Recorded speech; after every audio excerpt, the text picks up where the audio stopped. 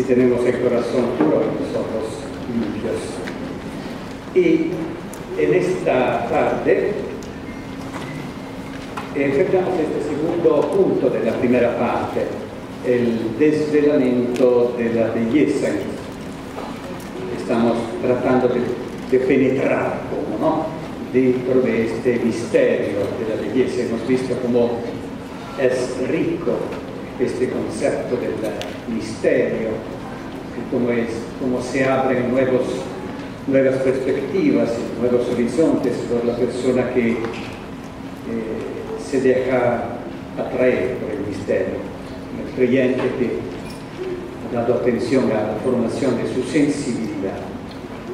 Y vamos a ver en esta tarde cómo podemos decir sobre este tema del desvelamiento de la belleza.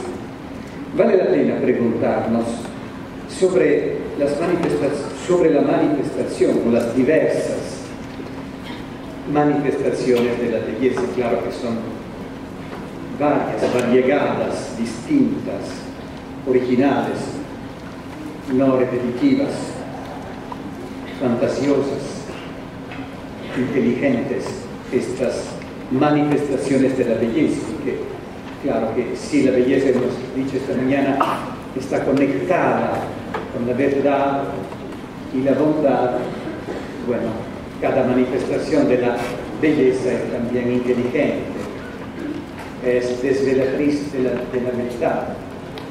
Y por otro, en la otra vertiente podemos decir, cuando nosotros hablamos de verdad, no es suficiente decir, bueno, estoy hablando sobre la verdad, estoy diciendo algo que es verdadero.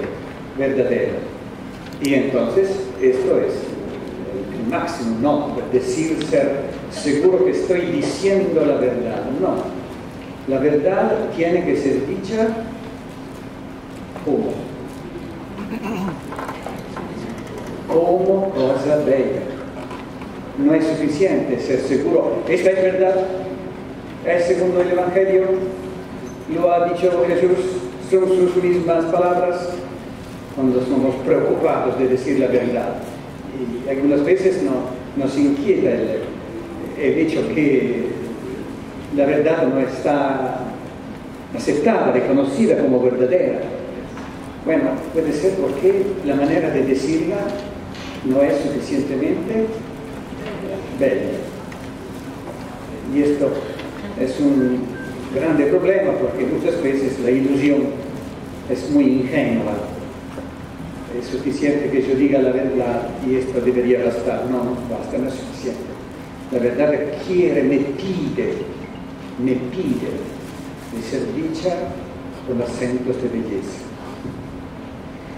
Sobre todo, hoy es importante preguntarnos sobre las distintas manifestaciones de la belleza.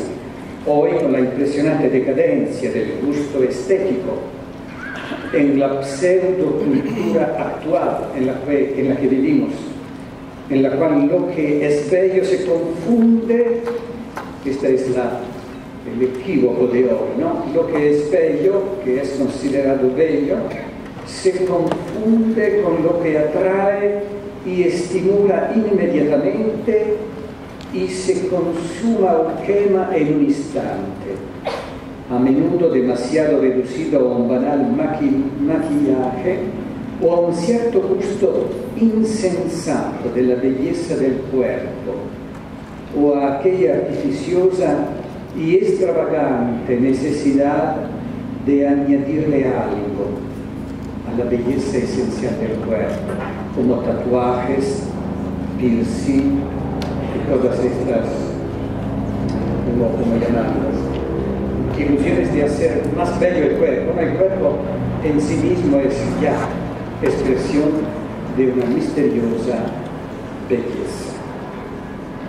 Y esta artificiosa y extravagante necesidad de añadir algo de artificioso, ¿no?, a la belleza esencial del cuerpo termina haciéndolo más feo o escondiendo aquel núcleo de verdad que la belleza tiene en sí. y que el cuerpo humano tiene en sí, aquella belleza que el cuerpo humano en cuanto tal posee. Para no hablar de quien no quiere aceptar su propio cuerpo. Y entonces esto está conectado con muchos problemas de hoy, ¿no? Quien no quiere aceptar su propio cuerpo, no cree en aquella verdad y belleza y presume modificarlo e imponerle la propia idea de belleza, perdiendo ambas. Es triste y peligroso que lo pulcrum, el bello, latín, esté disociado de lo verum y de lo bonum. Es triste y peligroso que lo pulcrum esté disociado de lo verum, lo verdadero, y de lo bonum, la bondad. Y por eso sea muchas veces envilecido y negado, llegando a ser ambiguo y deforme. Es un gran empobrecimiento para todos, especialmente para quien se abre a la vida. Y aquí tendríamos la posibilidad de dar una interpretación particular también a muchos problemas de hoy, como la no aceptación del cuerpo, la imposición al cuerpo de lo que a mí me gustaría más, y que es como una forma como una incapacidad de leer en el cuerpo esta belleza radical y de no aceptar el magisterio del cuerpo. El cuerpo tiene que ser aceptado en su magisterio. Magisterio que significa, esta es tu verdad, y en esta verdad descubre también tu belleza y tu bondad, sin imponer al cuerpo lo que te gusta. Bueno, tenemos el tiempo y la posibilidad de enfrentar este problema. Recordando lo que decía el grande Gregorio Nacianceno, lo bello no es más bello cuando no se reproduce en modo bello. Gregorio Nacianceno. Lo bello no es más bello cuando no se reproduce en modo bello, cuando no es expresado de una forma estética correspondiente. Y esto implica la atención de la gente, de la persona, que tiene la responsabilidad de dar un anuncio, como hemos dicho antes, no solamente verdadero, sino también bello, de buscar la forma estética más expresiva, más luminosa, más atrayente.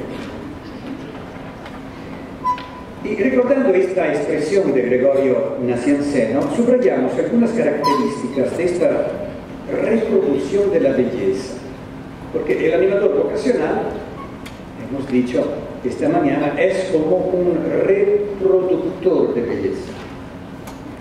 Un reproductor de belleza.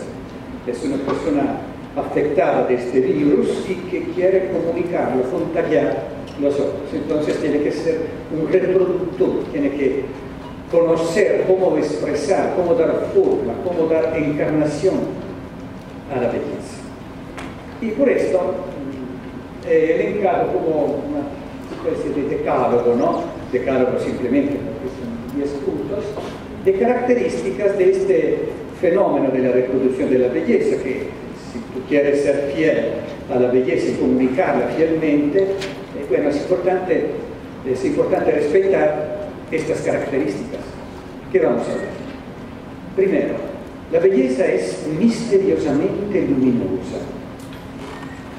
Lo bello es sobre todo verdadero y por eso luminoso, de aquella luz especial y hasta excesiva, ¿no? Que hemos visto en la segunda charla, de la que hablábamos antes, signo del misterio y de aquella fiesta de luz que envuelve el misterio. El misterio es como una fiesta de luz. Y en este domingo sin atardecer, ¿no? Como la liturgia llama el reino eterno, ¿no? Esta fiesta de luz. La belleza llega al misterio Y entonces, de un lado, es indecible. El misterio no puede ser dicho completamente porque hay un exceso de luz que lo hace incomprensible por alguna parte. Entonces, si la belleza lleva al misterio, entonces de un lado es indecible e intraducible y nadie puede pretender de poseerla, la belleza, y de decirla toda, como dice alguien, no alcanzo a encontrar las palabras para decirte cuánto bella es aquella cosa, ¿no? Es una manera de decir. O cuando se hace la collazio en la comunidad y todos son invitados a comunicar su interpretación de la palabra de Dios, y hay alguien que dice, bueno, el Espíritu me ha dicho algo que no encuentro palabras humanas para decir lo que el Espíritu me hace gritar. No va. La pretensión de la persona. Si nosotros no somos capaces de decir en palabras humanas, significa que la experiencia original no es tan auténtica y fuerte y precisa, ¿no? Pero es como un hábito, ¿no? La persona espiritual en el sentido abstracto del término, ¿no?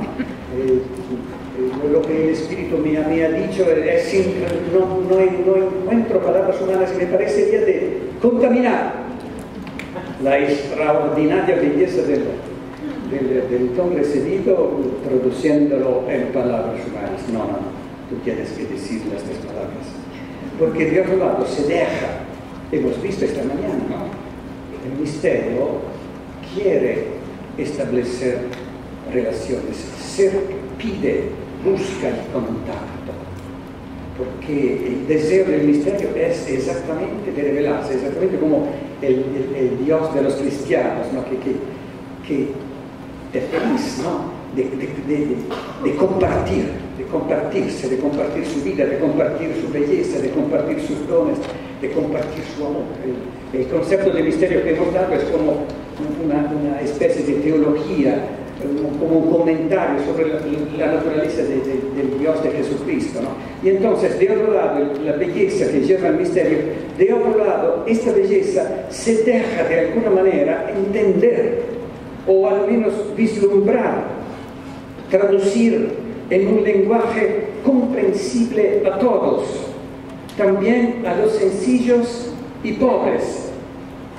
Y de verdad, esta es la prueba, ¿no?, de la autenticidad de la intuición de la belleza. Cuando la persona ha hecho una auténtica experiencia de contacto con el misterio, con la belleza del misterio, que encuentra palabras para decirlo. Si tú no encuentras palabras, significa que la experiencia no era auténtica.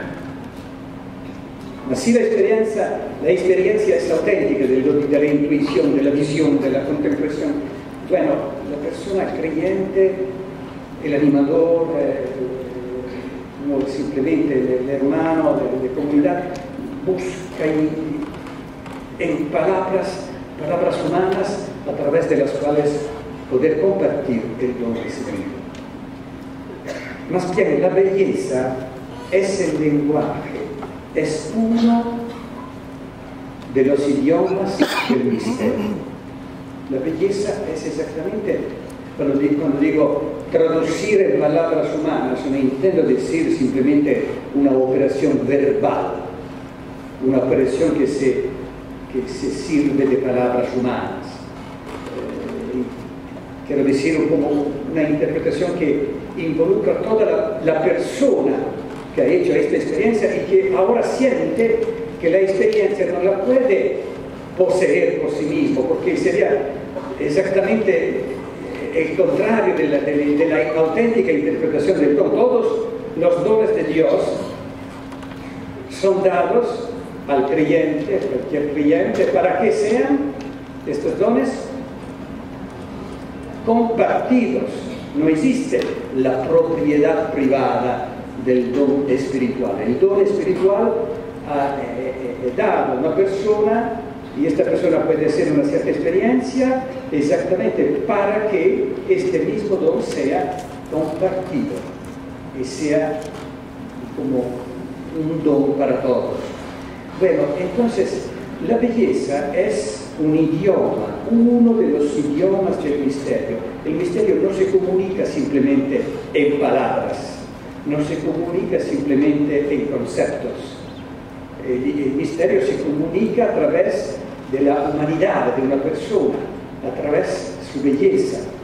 Y por ello lo que es difícilmente comprensible puede hacerse accesible. Exactamente, porque algunas veces es verdad que es difícil encontrar las palabras correctas, adecuadas. Y bueno, si la belleza es uno de los idiomas del misterio, exactamente por eso es que lo que es, gracias a la belleza, lo que es difícilmente comprensible puede hacerse accesible. Basta pensar en este sentido a la función preciosísima ejercida por el arte en sus varias expresiones, desde la poética a la pictórica, a través de palabras o imágenes, para decir la belleza del misterio divino, pero también del misterio humano, del amor, del sufrimiento, de la misma vida. De nuevo, lo que es verdadero es también bueno, que significa se deja comprender, y por lo tanto es también bello, usa un lenguaje atrayente. Pienso a mi hermano que es misionero en las Filipinas, en Tondo, es un pastor en Tondo, sería una parroquia a la periferia de Manila, donde hay las famosas Smoky Mountains, ¿no? Una montaña de basura, ¿no? que conocen, ¿no? Y bueno, está construyendo una iglesia en esta parroquia y pretende que sea addirittura padre Rudnick, ¿no? Este experto de mosaicos, ¿no? A hacer esta cosa. Y dice, también los pobres tienen el derecho a la belleza. Y padre Rudnick le está convenciendo a hacer este mosaico, porque está tan pesado este hombre,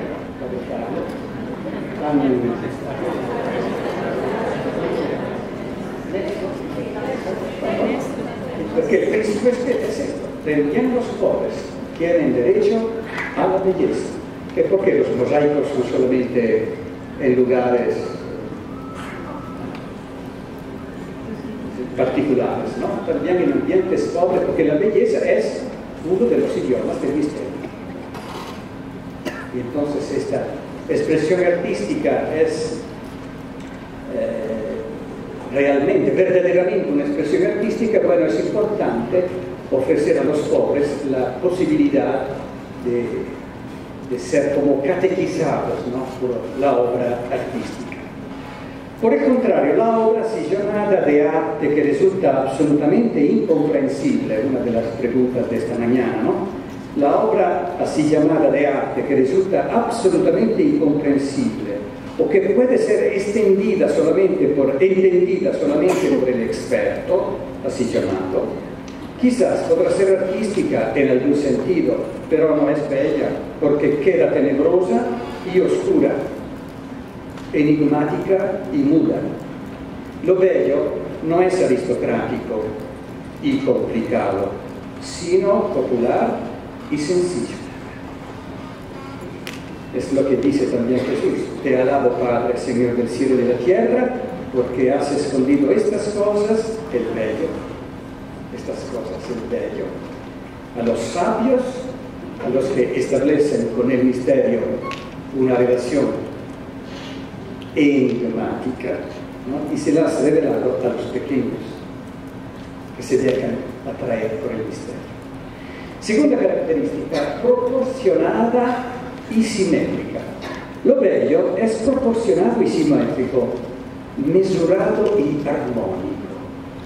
No ciertamente por un sencillo juego de equilibrio de las partes, o esa armonía del conjunto que lo hace agradable y que el ojo humano de hecho busca instintivamente en los objetos a su alrededor. El ojo humano es atraído por la simetría, ¿no? Sino porque lo bello converge hacia el centro, tiene un centro o un único punto de referencia, que es exactamente y una vez más la verdad, y que confiere las proporciones justas a las partes y simetría al tono. Sin embargo, insistimos, aquí no está en cuestión exigir una perfecta geometría, sino aquella tensión fundamental de la vida hacia lo que es esencial. Esta es la tarea y el alma de la belleza, poner todas las componentes expresivas de la realidad al servicio de la verdad. Claro, esta es la tarea y el alma de la belleza, poner todas las componentes expresivas de la realidad al servicio de la verdad. La verdad que sería como el corazón, el centro, ¿no? Al servicio del misterio de la vida, que emerge siempre del conjunto, para que quien observa aquella realidad llegue a vislumbrar al menos un fragmento de lo verdadero y contemplarlo, y tener así acceso a su sentido misterioso, antes que gozar de la sola forma bella en sí mismo.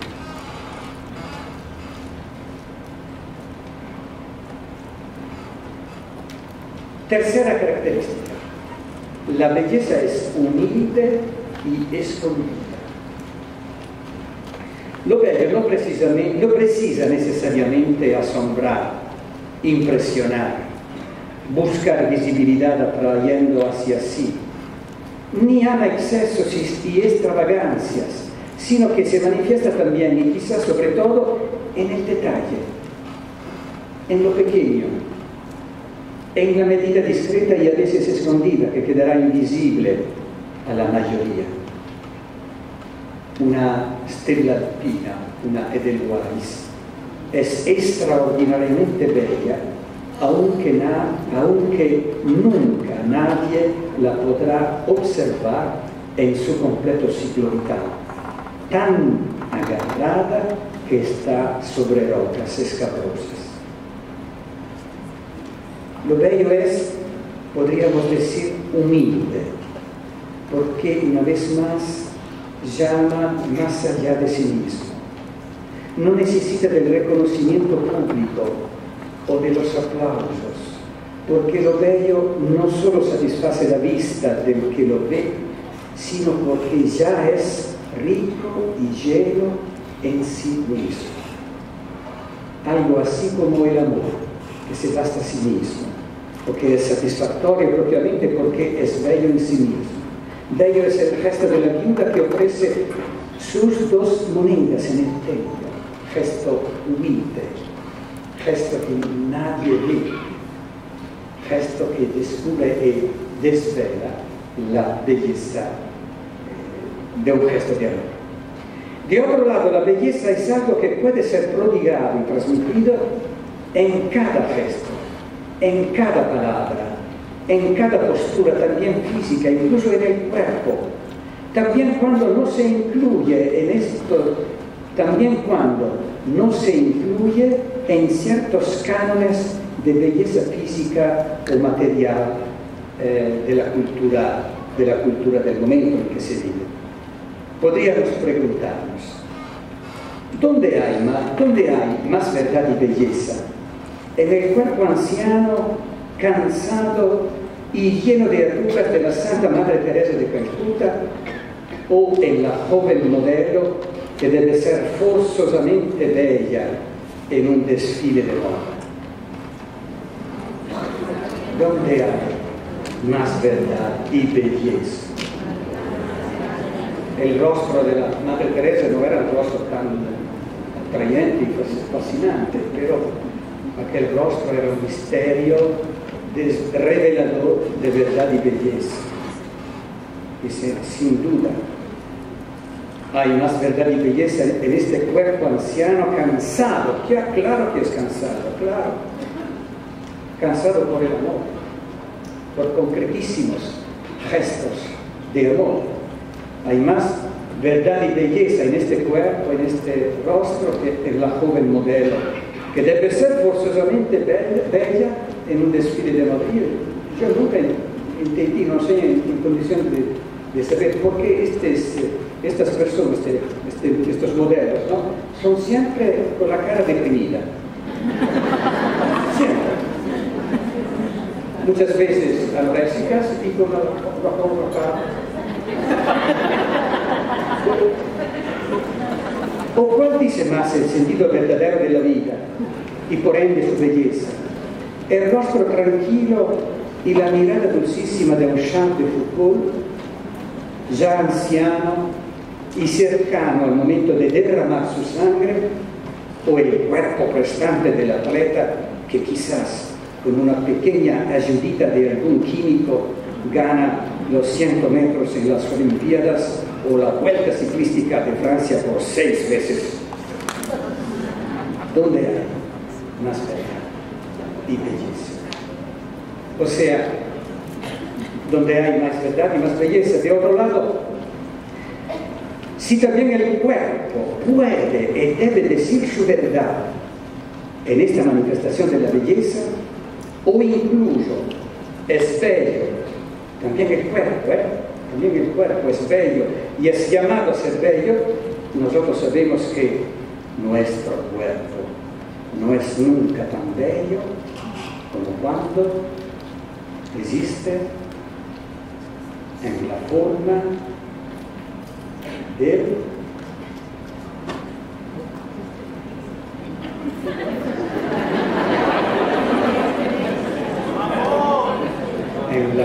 del don. Es un principio. El cuerpo, nuestro cuerpo, no es nunca tan bello como cuando existe en la forma del don.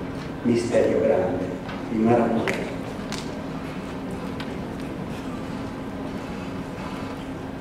Y otra característica que he pensado solamente ayer, no sé si es una nueva característica, sería esta, que la belleza es despojo y esencialidad. No son las decoraciones que brillan a merecer nuestra atención, sino la viuda en el templo, hemos dicho, que no tenía ninguna apariencia, pero que con su gesto esencial ha revelado la belleza esencial del ser humano. Belleza no es acúmulo y suntuosidad, por lo contrario, es despojo y esencialidad. Cuando la vida nos purifica, cuando la vida nos pide dejar algo. ¿Han hecho esta experiencia? Creo que todos hemos hecho esta experiencia.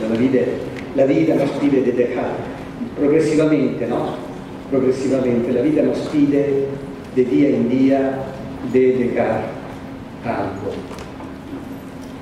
Y siempre más es así, la vida es así, como este proceso progresivo de dejar algo, que puede ser algún trabajo donde teníamos éxito, o relaciones gratificantes, en las cuales te sientes amado, ¿no? Y experimentas ser amable y amar. O cuando la vida te pide de dejar lugares queridos. Todos nosotros tenemos lugares muy queridos, ¿no? Y la vida te puede pedir de dejarlos. O cuando la vida te pide de dejar bienes de este mundo. Bueno, todo esto es misterioso. No es solamente, la vida es así, ¿qué hacer? En aclamar un valle, ¿no? Paciencia. No, es misterioso, tiene un sentido.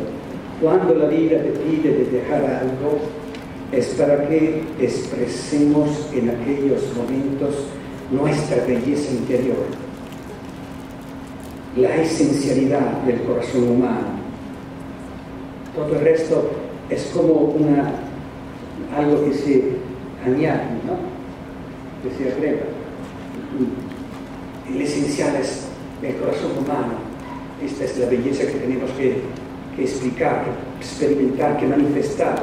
Esta belleza del corazón que sabe amar, que sabe donar, que sabe fiarse. Es la auténtica expresión del artista. Por ejemplo, la piedad maravillosa de Michelangelo en San Pedro es lo que el artista progresivamente. Bueno, la belleza es fantasiosa y original. Brota de un corazón enamorado de la verdad y por lo tanto creativo, capaz de encontrar mil formas para decir aquella verdad y nunca repetitivo. Es interesante. La creatividad y el animador vocacional tiene que ser creativo. Un animador vocacional que no es creativo, bueno, hermana, es un animador vocacional enigmático. Claro, es un animador vocacional enigmático. Y la creatividad, normalmente nosotros pensamos que la creatividad sea expresión de la inteligencia de mi Espíritu Santo es muy humilde, Bueno, nosotros normalmente pensamos que la creatividad sea expresión del así llamado cociente intelectual. No, la creatividad es expresión de amor. La persona es creativa porque ama profundamente algo que tiene que expresar y manifestar a nosotros, porque él ha hecho una gran experiencia de belleza con esta realidad y siente dentro de sí que no puede poseer por sí mismo aquella experiencia. Entonces se inventa mil formas para expresar esta belleza, para que esta belleza sea para todos. Y se convierte en persona creativa. Puede ser que no sea extraordinariamente inteligente, de la inteligencia escolástica estoy hablando, ¿no? Pero es una persona creativa. Conocemos personas verdaderamente simples, sencillas, pero enamoradas. El enamoramiento te hace creativo. Por informaciones, lo piden o lo son enamorados. Y esto sea porque la verdad es sinfónica, ¿no? Decía este enamorado de la belleza que era von Balthasar, de nuevo él, ¿no? Sea porque asimismo es enamorado, el místico del amor, infinitamente original en la manifestación de lo que prueba profundamente en su corazón. Hemos dicho esta mañana, es la persona fiel. El perseverante se repite siempre la misma música, siempre. Agustín dice que tenemos que cantar con canticum novum. Canticum novum, porque es la expresión del amor, la novedad del canto, ¿no? Y esta es la expresión de la fidelidad. La fidelidad es creativa, porque la fidelidad significa, la perseverancia es la persona en sí misma, perseverante. La fidelidad es la persona en relación, la fidelidad es relacional. Soy fiel a aquel que es fiel a mí. Y entonces, porque me llama cada día con una propuesta siempre nueva, porque Dios no se repite, y entonces mi respuesta tiene que ser siempre nueva, y la persona se hace creativa, y la animación vocacional debería ser esta expresión de esta creatividad apasionada. Sin embargo, la belleza es también apasionada y entusiasta, y la pasión entusiasta, pudiéramos decir, es aquella chispa de belleza que uno logra poner en cada palabra o gesto o relación. La pasión entusiasta es aquella chispa de belleza que uno logra poner en cada palabra o gesto o relación. Y sin poner mucha énfasis, quizás Benigni, este autor Roberto Benigni, con su comentario televisivo sobre los 10 mandamientos, ha realizado el mismo tipo de operación, mostrando y demostrando que no solo la verdad es mejor dicha con el lenguaje de la belleza que con el de la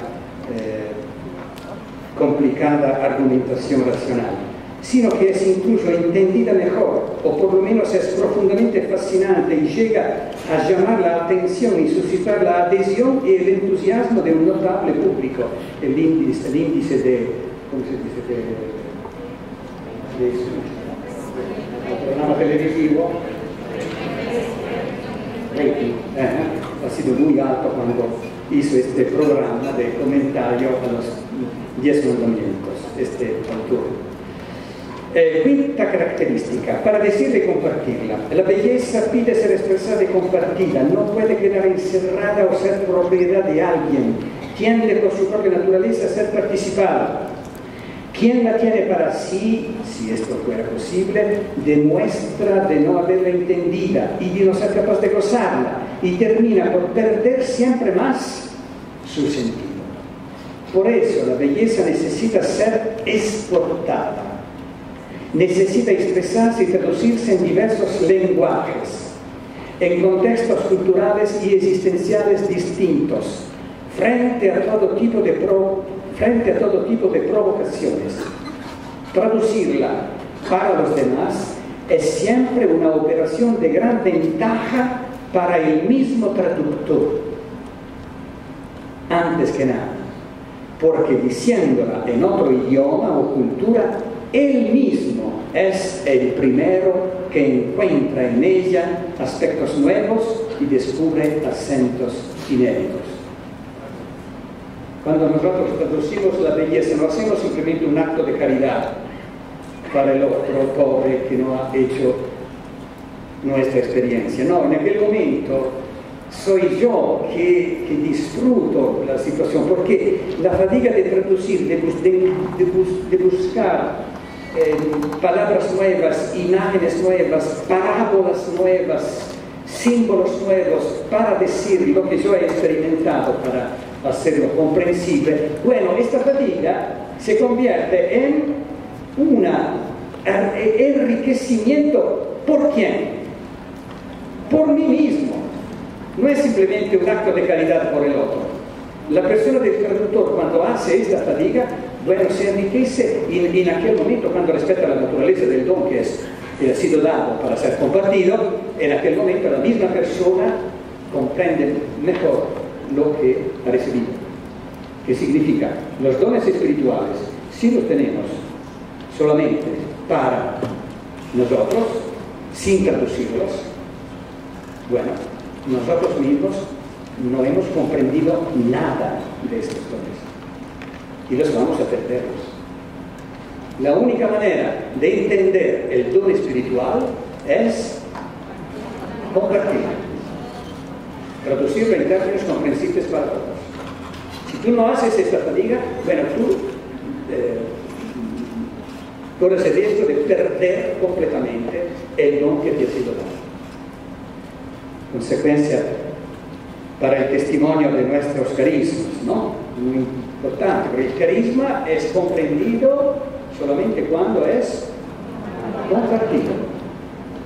El carisma, nosotros, que somos los destinatarios, no somos los destinatarios últimos, somos los destinatarios intermedios, porque el destinatario último del carisma, de cada carisma, el destinatario último es el otro, la iglesia, el mundo. Hasta que los carismas son guardados, conservados en nuestros archivos de las casas generalicias, ¿no? Y para conservarlo en las mismas palabras del fundador y de la fundadora, ¿no? Y bueno, vamos a perderlos. El carisma tiene que ser, es belleza de Dios el carisma, ¿no? Expresión del Espíritu Santo. Tiene que ser compartido. Y no solamente por un acto de caridad, lo repito, porque esta es la única manera de poder comprender el carisma, este don espiritual. Si tú no lo compartes, tú no lo puedes entender. ¿Quién sabe cuánta riqueza carismática hay en nuestras casas que todavía esperan de ser traducidas y divulgadas? ¿Cuánta riqueza? De otro lado, el esfuerzo de la traducción consciente a quien escucha de recibirla en modo comprensible y cercana a la propia experiencia de vida, y no solo de poderla entender, sino también de experimentar y vivir su encanto. He aquí porque uno es anulador vocacional, porque ha encontrado la belleza de la respuesta a una voz que lo llamaba y lo llama todavía, y no quiere ni puede tener para sí esta bella noticia que Dios te llama, y Dios te llama, es evangelio, ¿no? El evangelio de la vocación. Dios te llama porque te ama, y la anuncia a todos, no solamente a algunos privilegiados, a los hijos de los buenos, ¿no? A los que ya viven alrededor del campanil, de la iglesia, el campanario. Y no solamente a algunos privilegiados, buscando y encontrando para cada uno, el modo mejor para ponerse en obediente escucha a la voz que llama. El anuncio de esta bella noticia es, por parte del animador vocacional, ¿no? El anuncio de esta bella noticia es su manera no solo de ser fiel a su propia llamada, sino lo que le facilita descubrir siempre más en ella su íntima belleza. El animador vocacional no es un representante de un partido político que quiere más adeptos. Es sopra la convicción que lo mueve y lo estimula a hacer lo que hace. En todo caso, cuando está expresada la belleza y en la medida en que es compartida, la belleza crea relación o confiere calidad a la comunión. Sexta característica, inédita y reflexiva. Lo que es bello nunca es banal y superficial, o puramente formal y previsible, sino inédito y pensativo, o capaz de hacer pensar, de provocar a pensar, porque brota de lo más profundo y remite al, la belleza remite al misterio. Por eso lo bello no aparece necesariamente de inmediato, ni atrae a primera vista, para luego probablemente desaparecer. A menudo aflora a distancia, o sea que uno lo descubre poco a poco, pero después lo conquista para siempre. En este sentido, estamos siempre en retraso con la belleza. Si es verdad que de una parte hay una belleza que atrae y seduce al instante, es verdad también que hay una belleza en nuestra vida, o quién sabe cuánta belleza que nosotros no percibimos, no hemos percibido, no advertimos enseguida, que queda por mucho tiempo no gustada y que solo en un cierto momento nos parece de haberla descubierto. Y entonces estamos sorprendidos y hasta un poco amargados por el retraso. Sin embargo, siempre hay tiempo para amar la belleza que no tiene tiempo. Es este quizás el sentido de la experiencia de aquel otro grande místico de la belleza, que es Agustín. Su espíritu está sobre nosotros, nuestros días, ¿no? Quien confiesa darle que hay belleza tan antigua y tan nueva. Otra característica, inútil y gratuita. La belleza no sirve a nada, no es funcional para algo, no sirve a determinados intereses, no ayuda en la carrera, ni da poder, no atrae consentimientos ni aplausos, es inútil y gratuita. O es bella y ya, porque encuentra en sí misma y en su propia conexión con la verdad y la bondad su propia razón de ser. Sin embargo, solo lo bello luego libera y desencadena el esplendor de la verdad y hace simpático el rostro del bien y de quien lo realiza. Y te da una fuerza increíble de hacer algo que en el fondo te gusta y te hace feliz, precisamente porque es bello, verdadero, bueno, y te hace incluso convincente. No es mínimamente comparable la eficacia de lo que se hace porque se gusta con lo que se hace solamente porque se debe. Claro, al principio, repito, no es mínimamente comparable la eficacia de lo que se hace porque se gusta con lo que se hace solamente porque se debe. No, vamos al final. humana y humanizante. La belleza es humana, profundamente humana, más bien humanizante, en el sentido que promueve lo humano, su dignidad y sus valores, su verdad más profunda. Es por eso que no se identifica habitualmente con lo inmediatamente dulce y agradable y puede ser percibida y vivida en un gesto costoso, exigente, para nada evidente y que sin embargo permite valorar la propia humanidad y la de quien eventualmente le está enfrente. Así, por ejemplo, el gesto de lavar los pies a un pobre es bello, porque expresa la dignidad del mismo pobre y la dignidad e identidad de quien encuentra natural y bello doblarse frente al otro para realizar este gesto. Va en tal dirección la interpretación artística de Sigurd Koder. ¿Lo conocen? Este artista es un presbítero, me parece austríaco, quien en su cuadro del lavatorio de los pies de Jesús a Pedro representa a Jesús de espaldas.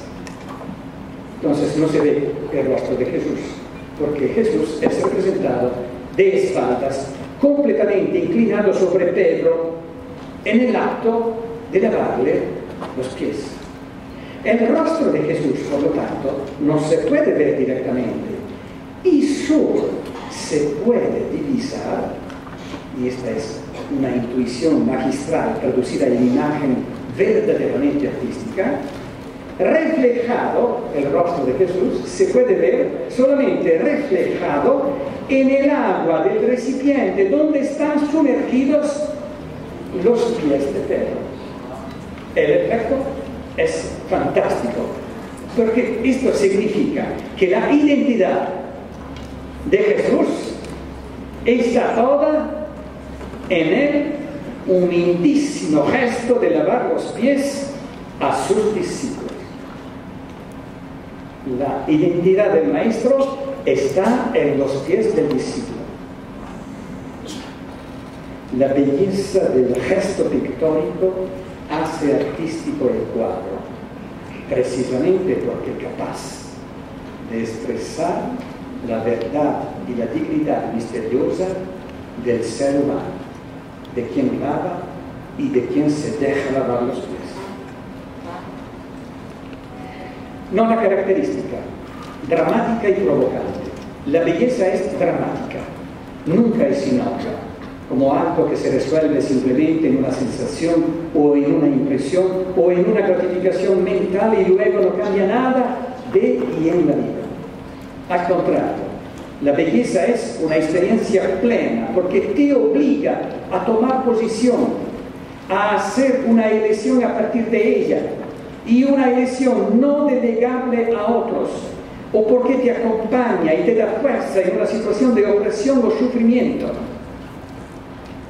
Quien descubre algo bello no puede continuar a vivir como antes, sin dejarse tocar profundamente y provocar como si nada hubiera sucedido en su propia historia. Más bien, descubrirá todavía más aquella belleza, por cuanto misteriosa, solamente después de haberla traducida en existencia y en elecciones existenciales coherentes. También por eso Agustín encuentra bello, de nuevo Agustín, encuentra bello, misteriosamente bello, a Jesús en cruz, en el cual humanamente no hay belleza alguna. Y siempre en este sentido, el cardenal Nguyen Van Thuan, pienso que lo conocen, ¿no?, relata que las misas nocturnas, celebradas ocultamente en sus terribles 13 años de cautiverio, celebradas en condiciones litúrgicas, ambientales, higiénicas, estéticas, psicológicas, extremas o imposibles, bueno, estas misas han sido, él dice, las misas más bellas de mi vida. ¿Puedo leer su testimonio? Sí. En el campo de reeducación estamos divididos en grupos de 50 personas. Dormimos en una cama común, 50 centímetros por cada uno. A las 9:30 de la noche hace falta apagar la luz y todos deben dormir. Entonces me inclino sobre la cama para celebrar la misa, de memoria, con la mano que hacía de cáliz, en la cual vertía 3 gotas de vino mezcladas con una gota de agua, y distribuyo la comunión pasando la mano por debajo del mosquitero. Fabricamos bolsitas con el papel de las cajas de cigarrillos para conservar el Santísimo Sacramento. Jesús Eucarístico está siempre conmigo en el bolsillo de la camisa. Cada semana tenemos una sesión de adoctrinamiento al que debe participar todo el campamento. En el momento del descanso, con mis compañeros católicos, aprovechamos para pasar una bolsita a los demás grupos de presos. Todos saben que Jesús está en medio de ellos. Es Él quien cura todos los sufrimientos físicos y mentales. Por la noche los presos se turnan para la adoración. Jesús Eucarístico ayuda de manera tremenda con su presencia silenciosa. Muchos cristianos vuelven al fervor de la fe durante estos días. Incluso budistas y otros no cristianos se convierten. La fuerza del amor de Jesús es irresistible. La oscuridad de la cárcel se cambia en luz. La semilla ha germinado debajo de la tierra durante la tempestad. Son las misas más bellas de mi vida. Mientras que parece, al contrario, no productivo y potencialmente engañoso, más allá de las intenciones de los autores, un cierto modo de hacer animación vocacional que acentúa en sentido bilateral los aspectos positivos y agradables de la misma vocación, como si la belleza de un proyecto vocacional cristiano estuviera totalmente en su capacidad de satisfacer lo humano, ignorando la dimensión dramática de la vocación, otra característica del animador vocacional, enigmática. Así como, en sentido más general, me parece no solamente banal, sino decididamente engañoso la actitud de quien juzga más o menos bellos los encuentros de oración o algunos momentos litúrgicos a partir sencillamente de las sensaciones subjetivas experimentadas, de la resonancia psicológica individual o de criterios puramente exteriores y superficiales, teatrales y de efectos, que muy poco tienen que ver con el misterio. Claro. Última característica, y vamos a terminar, mística y ascética. La belleza no es solo mística, sino también ascética. Es exaltante, pero también fatigosa. De un lado, es un don que viene de lo alto, desde la belleza de Dios para el creyente. Y del otro no es algo automático o que se percibe de modo espontáneo, sino que supone un camino de purificación y hasta de renuncia a otras bellezas inferiores de aquella excelsa divina. Para lograr la capacidad y la sensibilidad humana de percibirla y gustarla. Por eso, en las confesiones, Agustín dice: tú llamaste y gritaste y rompiste mi sordera, brillaste, resplandeciste y eliminaste mi ceguera, hiciste percibir tu fragancia y respiré el deseo de ti, gusté y ahora tengo hambre y sed, me tocaste y yo me apasioné por tu paz. Probablemente aquí se debe destruir el presupuesto que en realidad es bastante peligroso, o sea, la idea que en este campo todo sea instintivo o al menos vinculado a una particular predisposición del individuo o a un instinto totalmente subjetivo, a algo que uno posee desde el nacimiento y que podría incluso no poseer, o en términos ferientes a un don que alguien podría haber recibido de Dios, la belleza suprema, y que quedará totalmente prohibido para quien no ha sido tan privilegiado. Si así fuera, no sería posible alguna educación a la belleza y al sentido de la belleza. En cambio, estamos convencidos que también la belleza supone mucha formación.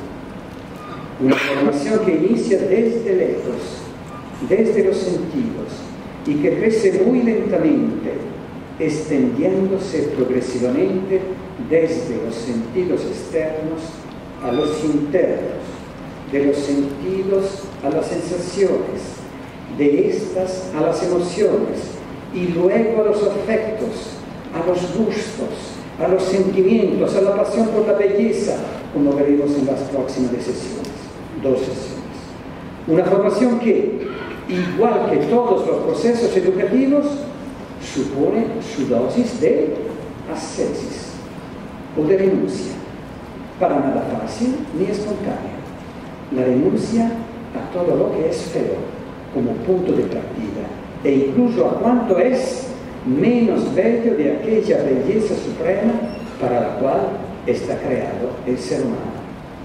Más bien, en aquella belleza el hombre se ve reflejado, capta su propia belleza, aquella que él también está llamado a vivir y a manifestar en sí y alrededor de sí.